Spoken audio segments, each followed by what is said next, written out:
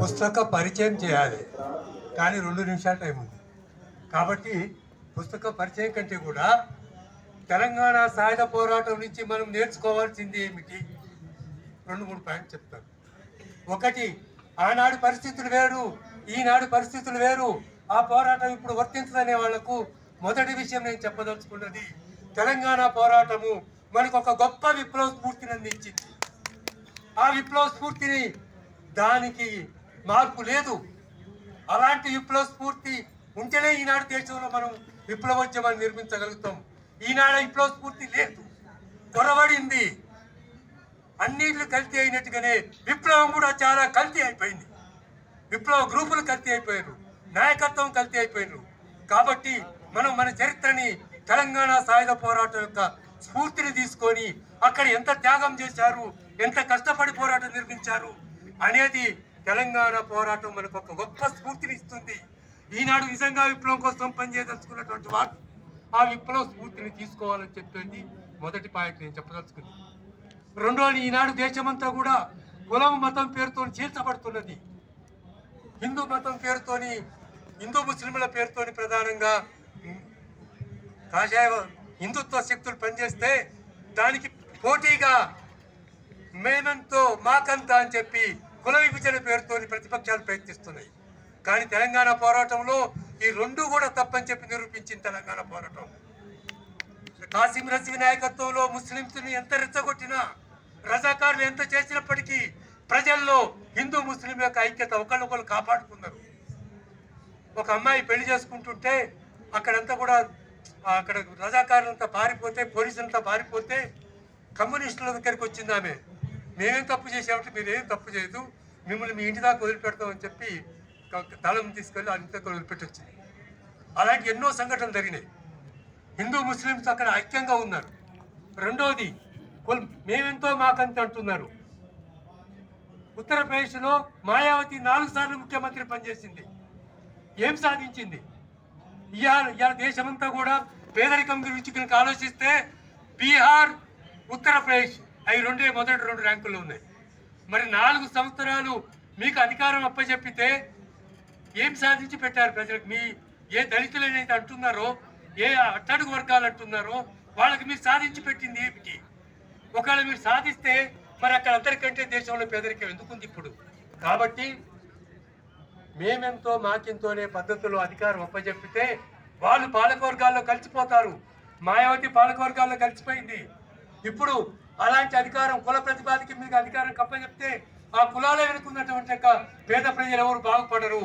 దాంట్లో నాయకులే పాలకవర్గాల్లో కలిసిపోతారు, వాళ్ళు సంపన్నులు అవుతారు అనేది మన 75 సంవత్సరాల అనుభవం కూడా తెలియజేస్తుంది. తెలంగాణ పోరాటంలో ఏం జరిగింది? ఏ పేద ప్రజలైతే హరిజనులు, దళితులు, వెనుకబడిన వాళ్ళు ఉన్నారో వాళ్ళందరూ కూడా జీవితంలో మొదటిసారి 2 పూట్ల తిండి తిన్నారు. అందరు కలిసికట్టుగా పోరాడారు. ఆనాడు అంటరానితనం అనేది పక్కకు పోయింది. ఎంతో మంది కార్యకర్తలు పోయి మన హరిజన్సిలలో పోయి రక్షణ తీసుకుంటే వాళ్ళు ఎంతో కాపాడారు. అంటరానితనం అనేది తాత్కాలికంగా పక్కన పోయింది. మరి 75 సంవత్సరాల తర్వాత ఇన్ని సంఘాలు వచ్చినాయి, ఇన్ని దళిత ఉద్యమాలు వచ్చాయి. ఈ అంటరానితనాన్ని ఏమన్నా గోరంతా కూడా ఏమన్నా ఖండించగలిగాయా? తెలంగాణ పోరాటంలో ఒక 5 సంవత్సరాలు జరిగినటువంటి ఒక పోరాటంలో ప్రజలందరినీ ఎట్లా ఐక్యం చేశారు? ఐక్యం చేయటమే కాదు, ప్రజల జీవితాల్లో ఎంత మార్పు వచ్చింది. డివి గారు రాశారు, 1000 సంవత్సరాల్లో మొదటిసారిగా 2 పూటల అన్నం తిన్నారు పేద ప్రజలు. అన్నిటికంటే ముఖ్యంగా ఆత్మగౌరవంతో తలెత్తుకొని ఇచ్చారని చెప్పారు. అది తెలంగాణ పోరాట సాయుధం నుంచి మనం నేర్చుకోవాల్సినటువంటిది. ఈ యొక్క కుల సంఘాలు, మత చీలికలు ఇవన్నీ కూడా విప్లవోద్యమాన్ని పక్కదారి పట్టించడానికి పాలక వర్గాలకు తోడ్పడేటువంటి యొక్క సాధనాలు తప్ప ఇది మేమెంతో మాకంతా అనే దాంతో ఏ ఫలితం రాదనేది మన 75 సంవత్సరాల అనుభవాలంతా కూడా తెలియజేస్తుంది. తెలంగాణ పోరాట కాలంలో ఐక్యంగా ఉండటం వల్ల వారు ఎలాంటి ఫలితాలు సాధించారు? భూములు సాధించుకున్నారు. భూములు కీలకం. భూములు చేతికి వచ్చినప్పుడు తలెత్తుకొని ఆత్మగౌరవంతో బతికారు. అయ్యా బానిసని అనటానికి వీల్లేదు. ఆ పరిస్థితులు పోయినాయి.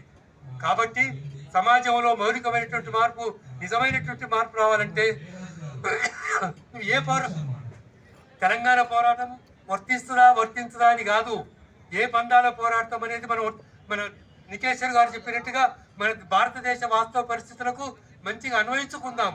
కానీ దానికంటే మొదట కావాల్సింది నిజాయితీగా అంకిత భావంతో విప్లవ స్ఫూర్తితోని విప్లవం కోసం నడుం కట్టుకొని పనిచేసే కార్యకర్తలు నాయకులు కావాలి. ఈ దేశానికి ఇప్పుడు ఉన్నటువంటి కొరత అది. నాయకులంతా కూడా మొన్న మధ్యన ఒక నాయకుడు ఆఫీస్కి పిలిచి హత్య చేశాడు కార్యకర్తని. న్యూ డెమోక్రసీ చంద్రన్న గ్రూప్ ఇట్లా అంతా చెడిపోయింది. విప్లవం పేరుతో కల్తీ అయిపోయింది. నిజమైన విప్లవం నాయకులంతా కల్తీ అయిపోయారు. దాని అర్థం వాళ్ళు అనుకున్నటువంటి శ్రేణులంతా కల్తీ అయిందని కాదు. వాళ్ళకి విప్లవ కాంక్ష ఉన్నది, కార్యకర్తలు నిజాయితీతో ఉన్నారు. కానీ నాయకులు అత్యధిక భాగం తెలుగు రాష్ట్రాల్లో అయితే, నేను 12 సంవత్సరాల నుంచి బయట ఉంటున్నా, అన్ని గ్రూపులు నన్ను పార్టీలో చేరని కోరారు. కానీ మీరు ఎవ్వరు కూడా నిజంగా విప్లవం కోసం పనిచేస్తలేదు. నేను ఎవ్వరి దాంట్లో కూడా చేరను. మేము